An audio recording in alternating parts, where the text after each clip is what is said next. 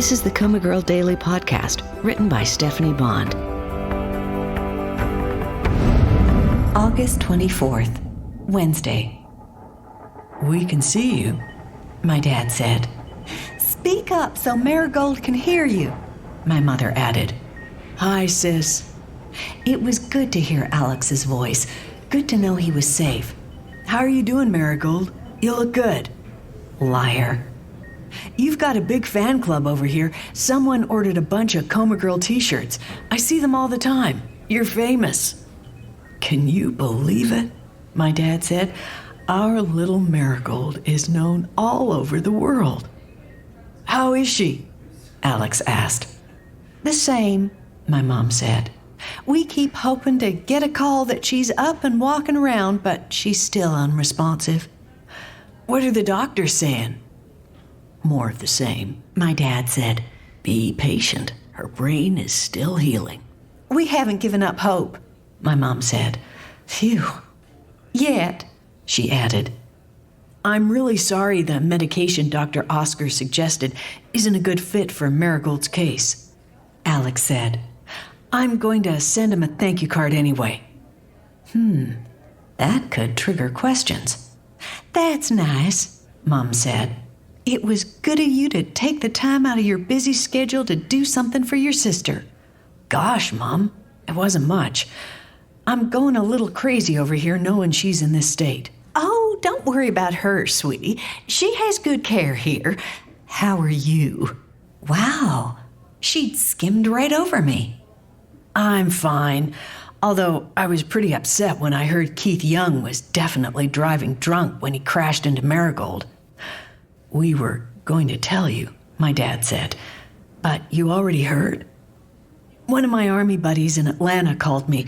He's been following the case in the news. In fact, he offered to dispense a little street justice if I want him to. What's that, dear? He's offering to rough up Keith Young, my dad said. How chivalrous. You know how these athletes get away with murder, Alex said.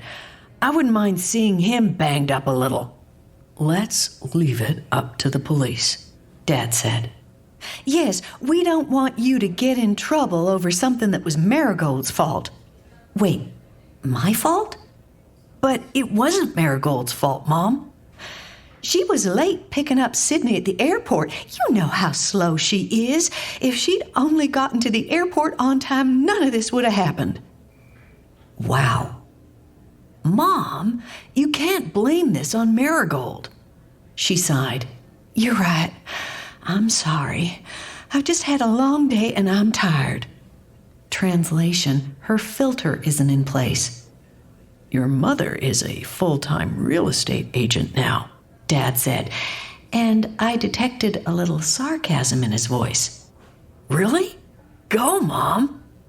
Thanks, she said, sounding pleased at Alex's praise.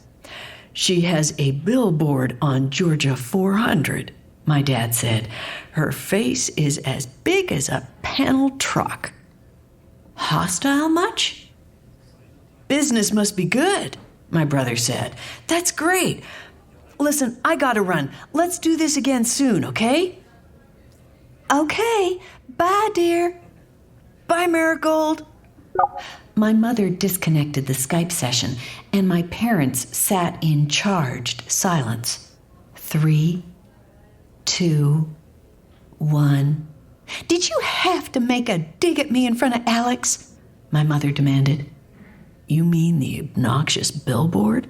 It's the truth, Carrie. You're just angry, Robert, because I didn't go through you to get it made.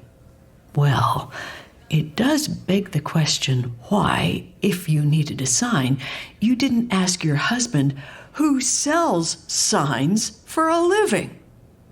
Because I wanted to do something on my own. From the squeak of the chair, I could tell my mother had stood up. Hands on hips, I visualized. Her footsteps moved toward the door.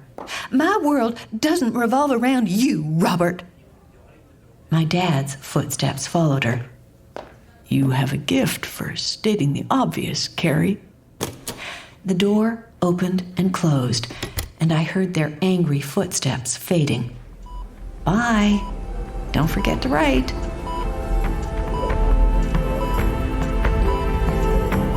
Hi, this is Stephanie Bond, author of the COMA Girl Daily podcast.